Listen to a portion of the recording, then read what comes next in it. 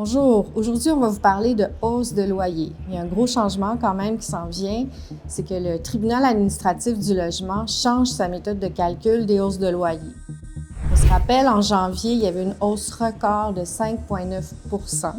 Eh bien, avec la nouvelle méthode, la ministre de l'Habitation, France-Hélène Duranceau, pense que ça aurait été plutôt de 4,5 %.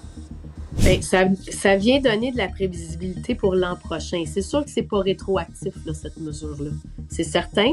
On n'était pas prêt. Là, on l'est. Et donc, elle va donner une prévisibilité pour les avis de renouvellement de baux qui seront émis en janvier 2026. Pour l'instant, la ministre avance que ça pourrait profiter à tout le monde, ou du moins que tout le monde va être content.